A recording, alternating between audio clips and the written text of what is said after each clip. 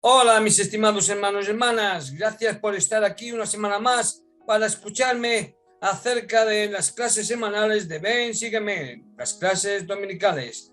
Bienvenido una semana más en la que estudiaremos Génesis 6 al 11 y Moisés 8. Soy Lolo y estoy contento de estar con vosotros en esta nueva andadura al comienzo de este nuevo año 2022. Es decir, hoy ya vamos a pasar al mes de febrero, la primera clase del primer domingo del mes de febrero. El tema principal de la lección de hoy es Noé halló gracia ante los ojos de Jehová. Y el himno que me ha inspirado esta lección es Paz, cálmense. Porque pasados aún 7 días, yo haré llover sobre la tierra 40 días y 40 noches, y raeré de sobre la faz de la tierra todo ser viviente que hice, anunció Dios, molesto con los hombres por su maldad a Noé, según asegura el Génesis en su capítulo 7. Fue el diluvio 40 días sobre la tierra, y las aguas crecieron y alzaron el arca, y se elevó sobre la tierra. Y subieron las aguas y crecieron en gran manera sobre la tierra, y todos los montes altos que había debajo de todos los cielos fueron cubiertos. 15 codos más altos subieron las aguas, después que fueron cubiertos los montes. Continúa el primer libro de la Biblia, Génesis. Pero el mito del diluvio universal, originario de la civilización sumeria, ha sido común en casi todas las creencias de la historia: egipcios, judíos, musulmanes, hindúes, mayas, etcétera, etcétera. ¿Existen pruebas en otras culturas acerca del diluvio? Vamos a verlo. Las historias sobre un diluvio bíblico o su versión de Mesopotamia no son las únicas historias sobre esta temática. Así, igualmente existen otras historias de diluvios en otras culturas del mundo. En las historias griega e hindú aparece también la ayuda divina y un barco o arca.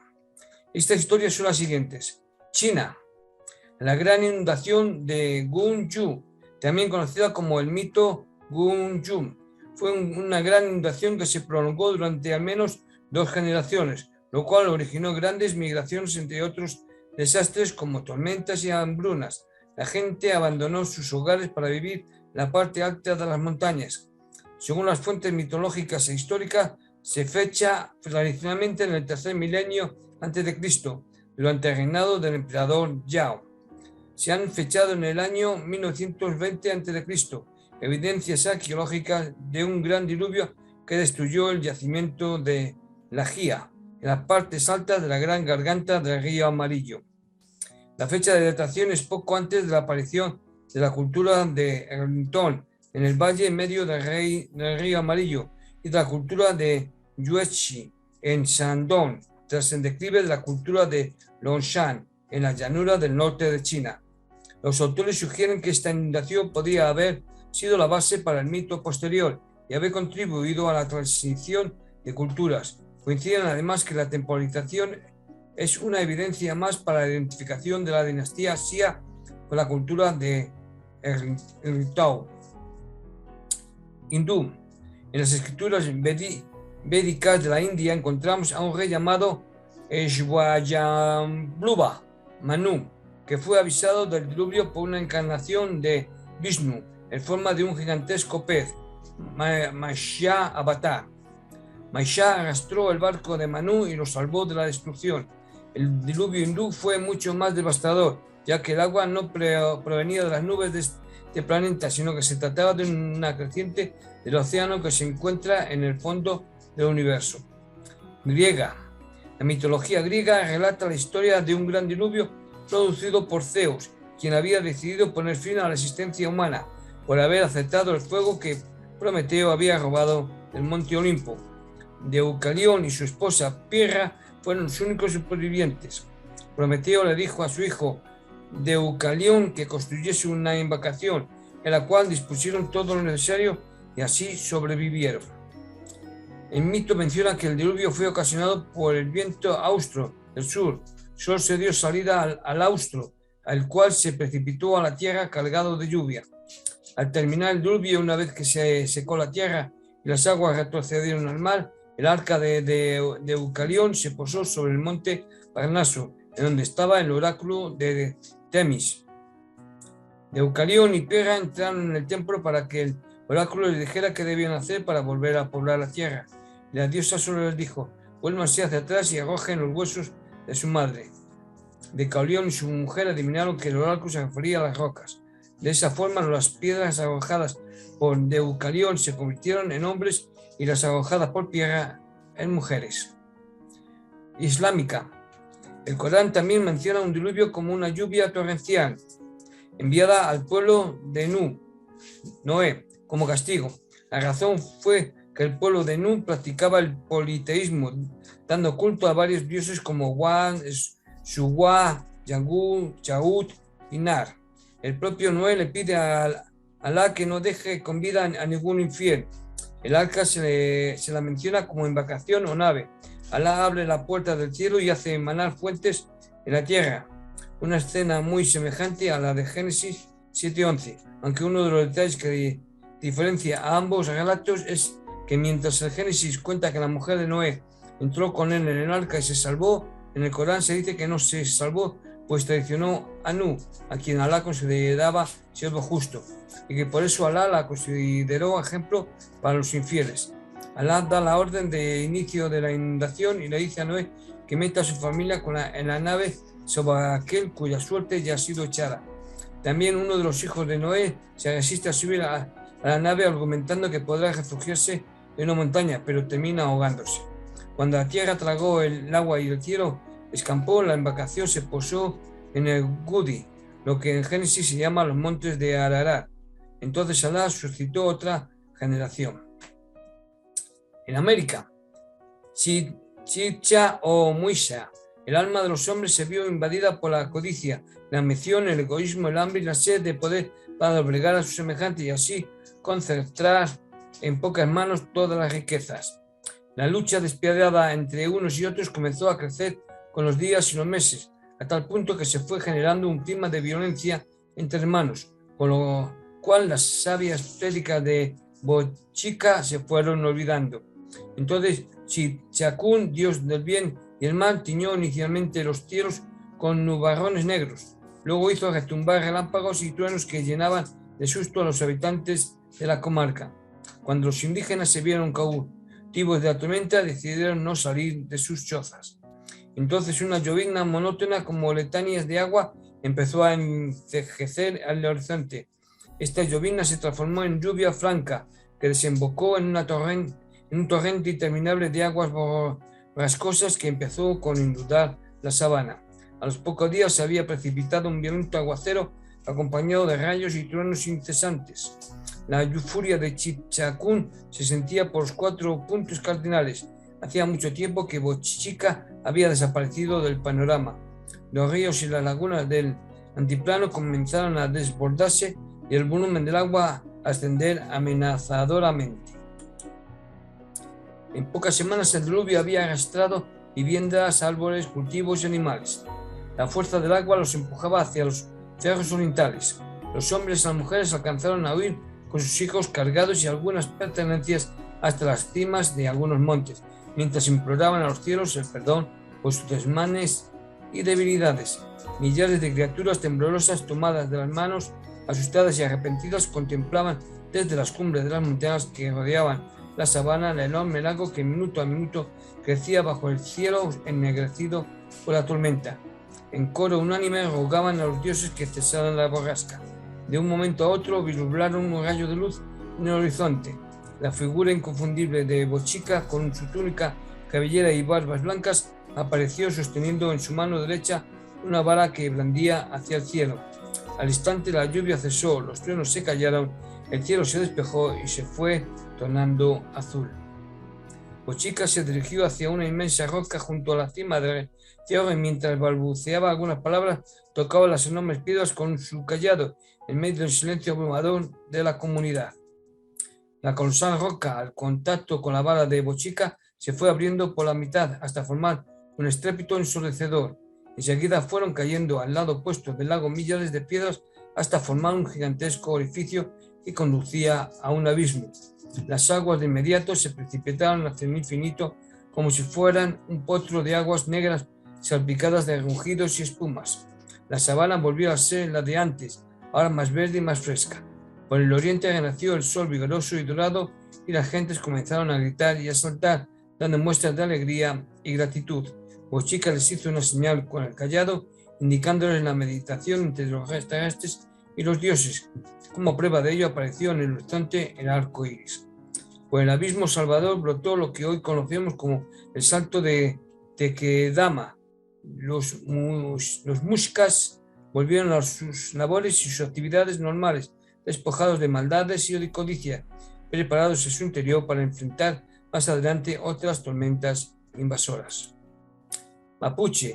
En tradiciones del pueblo amerindio mapuche, igualmente existe una leyenda sobre la inundación del hogar de este pueblo o del planeta al luchar entre sí dos serpientes llamadas Tren Bilú y Kai Bilú. El pueblo mapuche cuenta entre sus mitos con la fantástica leyenda del diluvio universal que reviste cierta analogía con el diluvio bíblico.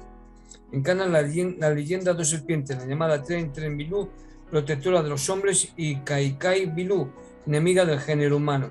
Un día fueron advertidos por la culebra amiga Tren Bilú que la culebra enemiga les preparaba un exterminio mediante una terrible salida del mar y les instó a refugiarse en el cerro sagrado que ella habitaba, donde solo unos pocos concurrieron.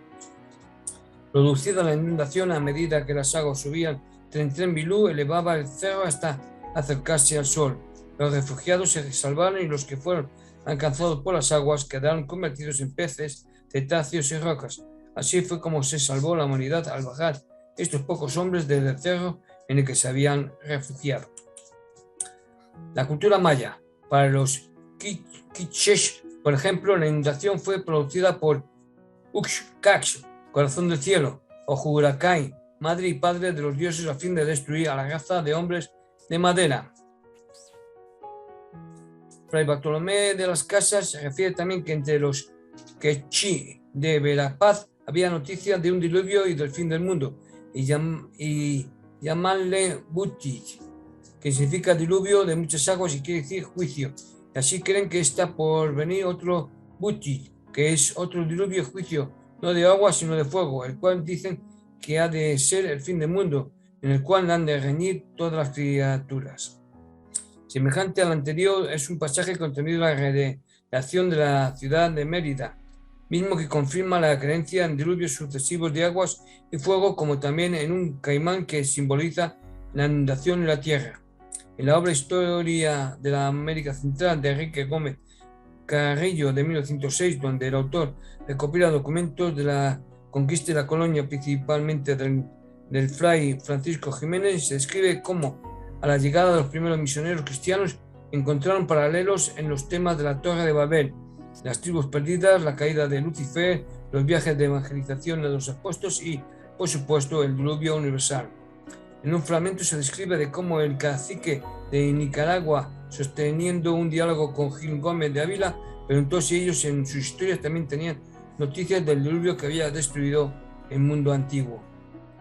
Existen otras pruebas o narraciones como la mexica, inca, uros, cahuéscar, etc., en el que esté interesado puede buscarla por su cuenta. Ahora comencemos a estudiar la lección de hoy, Génesis del 6 al 11 y Moisés 8. Génesis 1 y 2, ¿qué quiere decir los hijos de Dios y las hijas de los hombres? En Moisés capítulo 8, los versículos 13 al 16 y el versículo 21 aclaran lo que quiere decir y por qué Dios condena el casamiento entre ellos. El elder Joseph Finney Smith comentó sobre estos versículos. La ira del Señor se encendió porque las hijas de Noé se casaron con los hijos de los hombres, yendo en contra de las enseñanzas del Señor, y esta es una de las causas por las que Él mandó el diluvio. El hecho es, como lo vemos en la revelación, que las hijas que habían nacido bajo el convenio y eran las hijas de los hijos de Dios, o sea, de los que poseían el sacerdocio, desobedeciendo el mandamiento del Señor, se estaban casando fuera de la iglesia. De esta manera estaban perdiendo a conciencia las bendiciones del sacerdocio y yendo en contra de las enseñanzas de Noé y de los deseos de Dios. En la actualidad, el presidente Spencer W. Kimball advirtió a los miembros de la iglesia del peligro de casarse fuera del convenio. El apóstol Pablo dijo a los corintios: no os unáis en yugo desigual. Tal vez él quería que comprendieran que las diferencias religiosas son distinciones fundamentales. Las diferencias religiosas abarcan zonas de conflictos más extensas, entrechocan los sentimientos de lealtad en cuanto a la Iglesia y lealtad para con la familia. Con frecuencia se ve frustrada la vida de los hijos. El no miembro podrá tener el mismo nivel de inteligencia, buena preparación y atracción y podrá tener la personalidad más agradable, pero sin una fe común surgirán dificultades más adelante en el matrimonio. Hay algunas excepciones, mas la regla general es rígida y sombría. No hay predisposición ni prejuicio en esta doctrina. Es cuestión de ceñirse a determinado programa para lograr una meta particular. Génesis 6, versículo 3. ¿Qué quiere decir que serían sus días 120 años? Muchos eruditos que no tienen más que el libro de Génesis como texto de estudio creen que se refiere a que los hombres iban a vivir menos años después del diluvio. Sin embargo, con el libro de Moisés vemos con más claridad que los 120 años se refiere al periodo en el cual Noé predicaría el arrepentimiento y trataría de salvar al mundo antes que viniera el diluvio, como lo que se puede ver en Moisés 8, versículo 17. A este periodo se refería Pedro cuando dijo: cuando una vez se esperaba la paciencia de Dios. Está en 1 de Pedro 3:20. La gente fue destruida por el diluvio porque rechazó los principios y las ordenanzas del Evangelio que Noé les predicó. El Señor les dio más que suficiente tiempo para arrepentirse. Moisés 8:18, que también coincide con Génesis 6:4. Gigantes en la tierra. El vocablo hebreo para gigantes en Génesis 6:4 y Moisés 8:18 es Nefilim, que viene del verbo nafal, que significa caer. Por tanto, esos gigantes quizás hayan sido personas que habían apostatado o se habían apartado de la religión verdadera. En Génesis 6, versículos de 6 al 7, ¿cómo podía Jehová, siendo perfecto, arrepentirse? Véase Moisés 8, versículos 25 al 26. El profeta José Smith dijo: creo en la Biblia tal como se hallaba cuando salió de la pluma de sus escritores originales. Los traductores ignorantes, los escribientes descuidados, los sacerdotes intrigantes y corruptos han cometido muchos errores. Se lee en Génesis 6:6 y arrepintióse Jehová de haber hecho al hombre en la tierra. Y en Números 23:19, Dios no es hombre para que mienta, ni hijo de hombre para que se arrepienta, lo cual no creo. Debería decir, le pesó a Noé que Dios hubiese hecho al hombre. Moisés 8, versículo 27. Noé fue perfecto en su generación. El de Russell M. Nelson, del Quórum de los 12 Apóstoles, explicó: las escrituras describen a Noé, a Seth y a Jacob como hombres perfectos. Eso no quiere decir que esas personas nunca cometían errores ni necesitaban que se les corrigiera. El proceso de la perfección abarca retos difíciles de superar y pasos hacia el arrepentimiento que pueden ser muy dolorosos. La perfección mortal se puede lograr cuando tratamos de llevar a cabo toda responsabilidad, cumplimos toda la ley y nos esforzamos por ser igualmente perfectos en nuestra esfera como nuestro Padre lo es en la suya. Si ponemos lo mejor de nuestra parte, el Señor nos bendecirá según nuestras obras y los deseos de nuestro corazón. Ahora vamos a vislumbrar un dato muy importante que muchos miembros desconocen o tal vez han olvidado con el paso del tiempo. Génesis 9. El profeta Noé. El Señor le reveló al profeta José Smith muchas cosas acerca de los profetas de la antigüedad y de las llaves que poseían.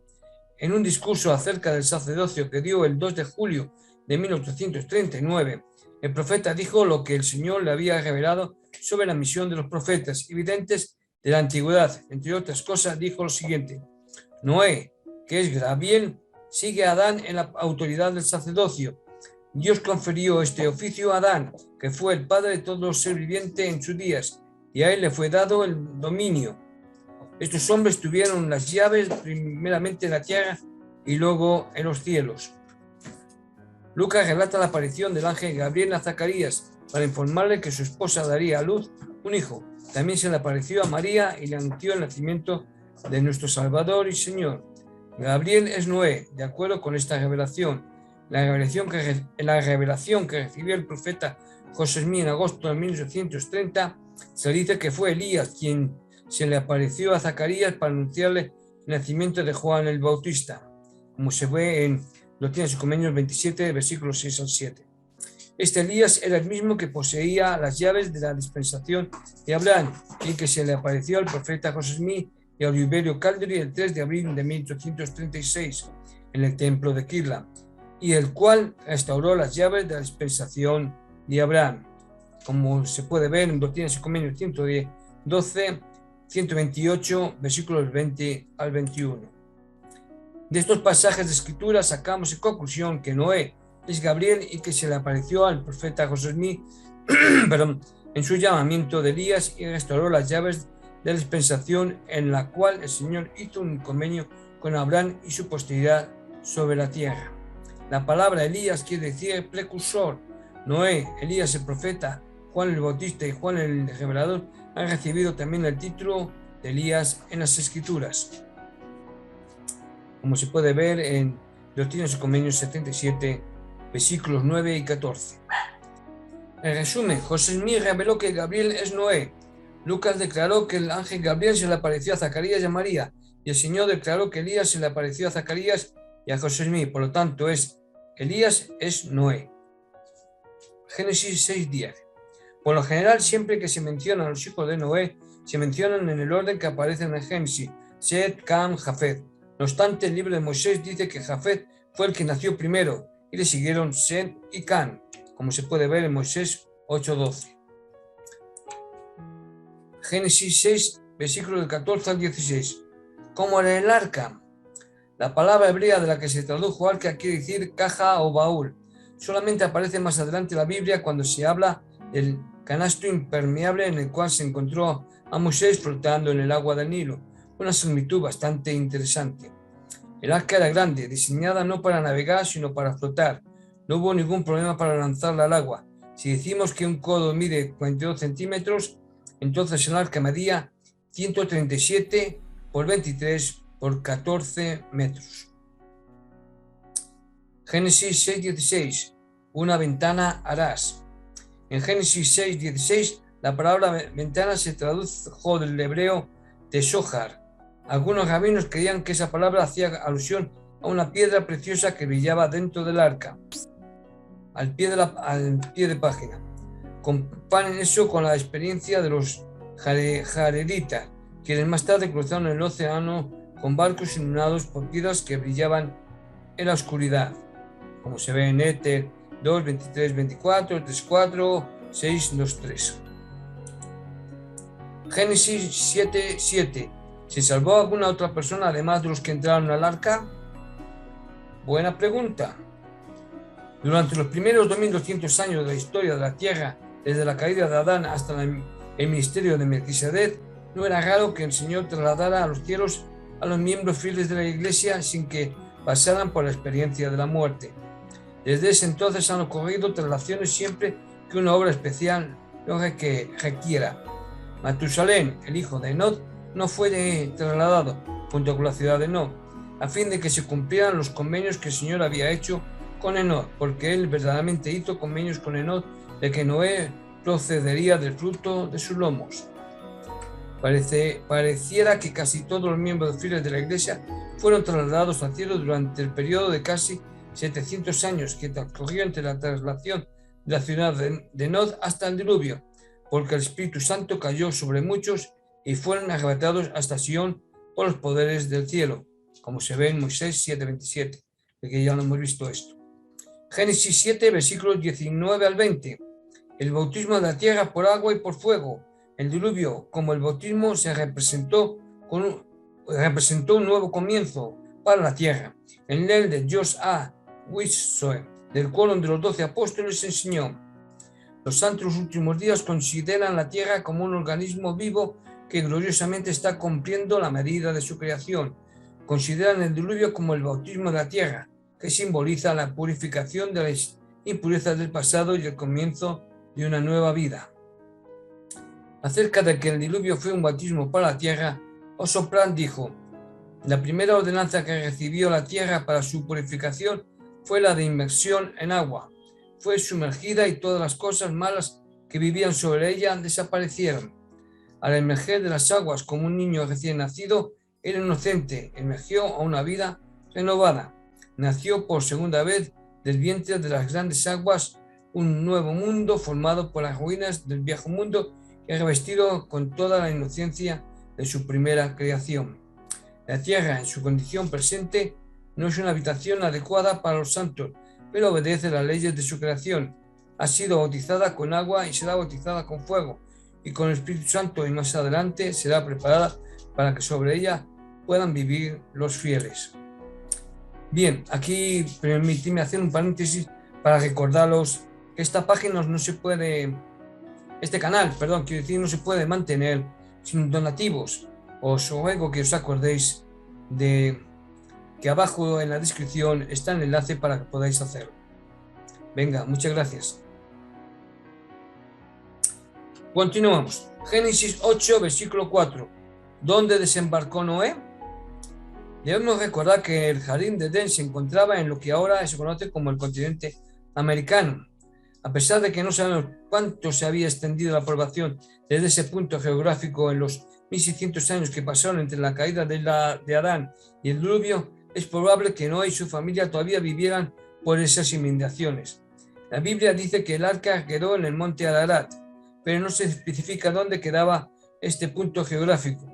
La tradición dice que es una montaña que se encuentra al noroeste de Turquía, cerca de la frontera con Rusia. El líder Joseph Fielding dijo acerca de la distancia que navegaron.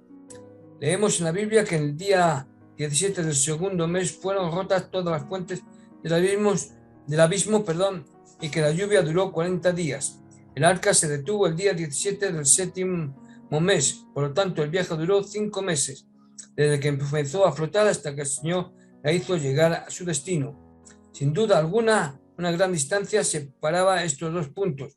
Tampoco cabe duda de que durante el diluvio se produjeron grandes cambios en la faz de la tierra, que fue entonces que se dividió en continentes.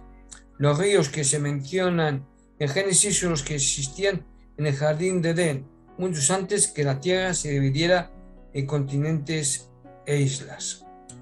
Génesis 9, versículos de 2 al 6. ¿Cuál es la ley que nos dio Dios en cuanto al derramamiento de sangre? La traducción de José Smith de este pasaje agrega partes importantes y aclara el mandamiento del Señor a Noé. Los animales se han dado al hombre como una fuente de alimento para que su carne se coma con frugalidad y no se desperdicie. Más adelante le ordena al hombre que no debe matar a sus semejantes.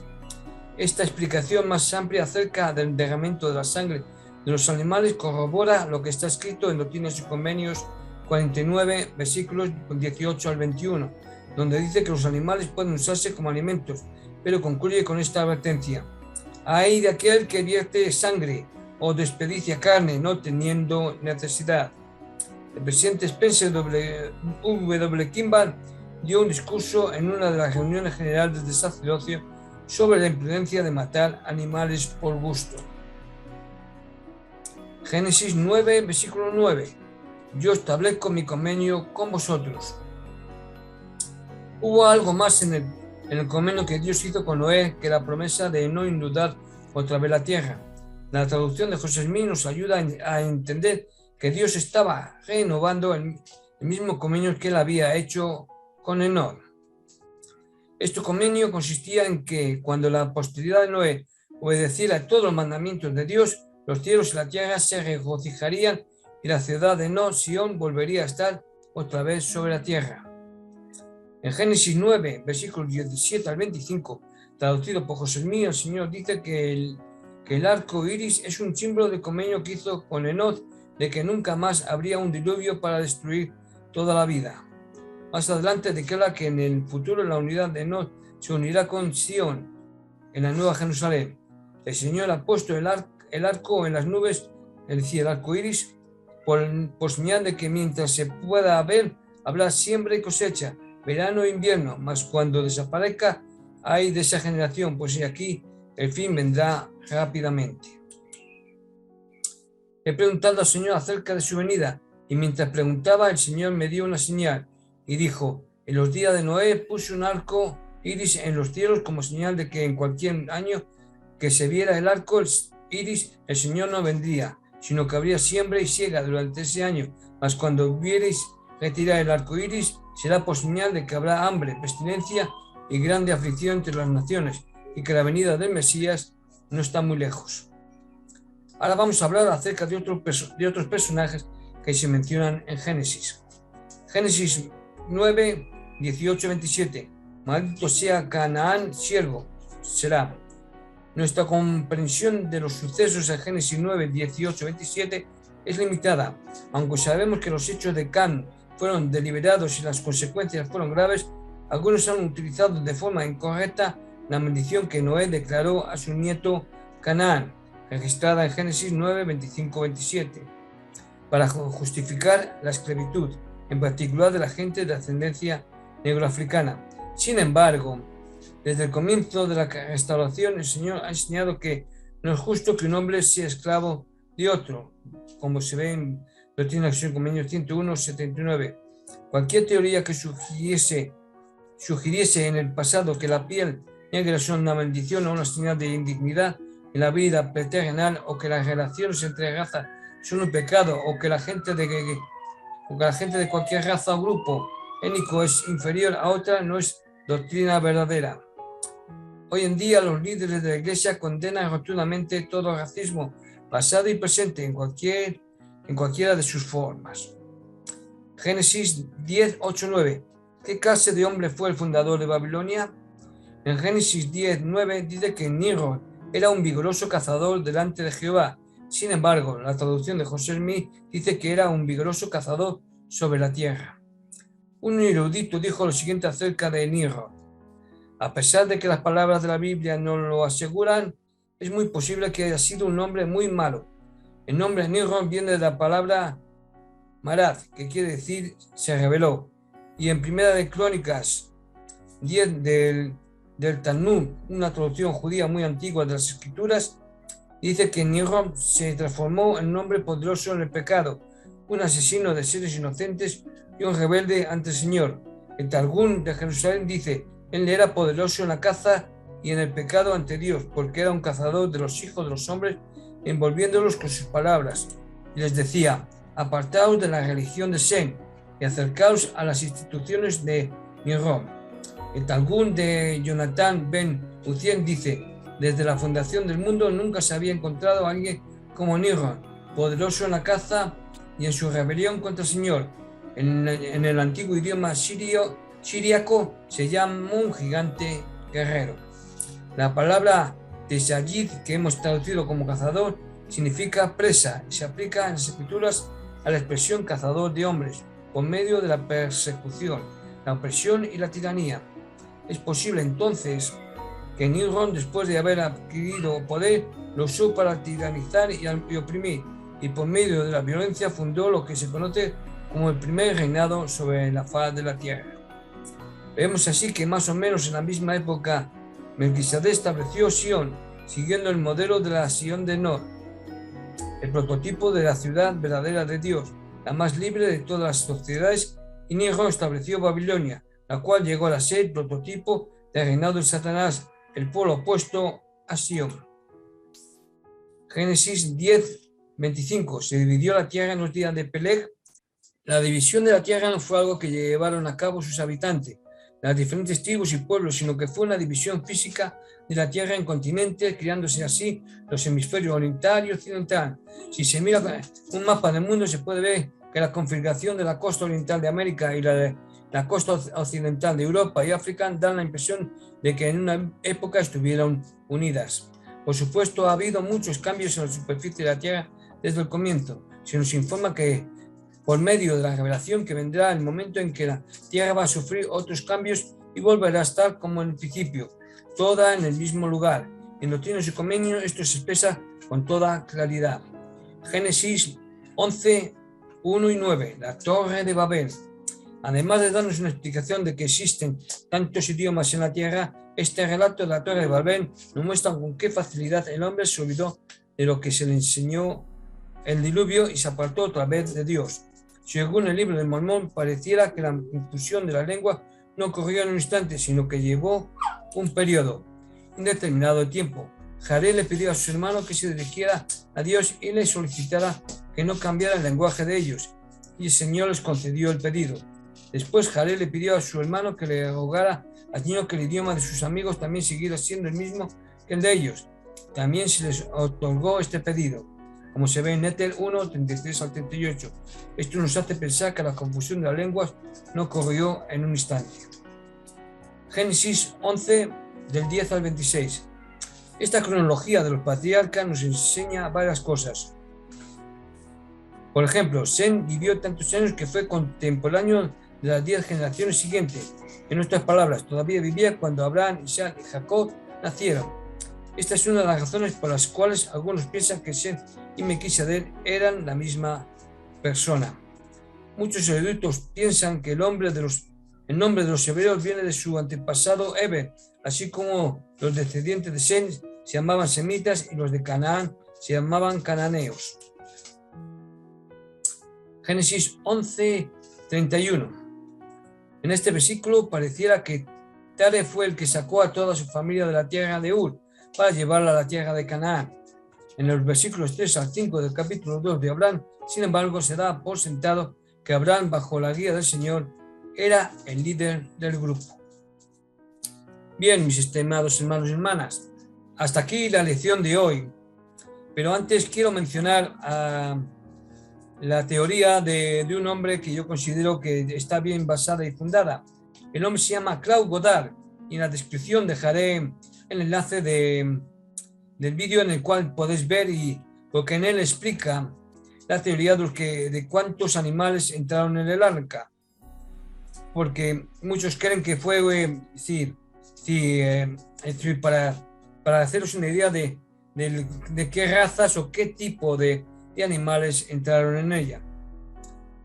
Yo os testifico de la veracidad del diluvio. Os testifico que en verdad la tierra fue bautizada con agua y que fue sanada de la maldad que existía antes. Ha quedado bien claro, o por lo menos espero que haya quedado bien claro el porqué del diluvio, que fue causada por la maldad que existía en la tierra. El Señor ha hecho convenio de que no volverá a haber otros diluvios, así que podemos estar tranquilos. Y también sabemos que mientras podamos ver el arco iris, el Señor cumplirá su palabra. Mis estimados hermanos y hermanas, acordémonos de Jesucristo, de su sacrificio expiatorio que llevó a cabo para que todos nosotros podamos de nuevo volver a morar en su presencia. Esto os testifico y digo, y doy por ello finalizada la clase en nombre de Jesucristo. Amén.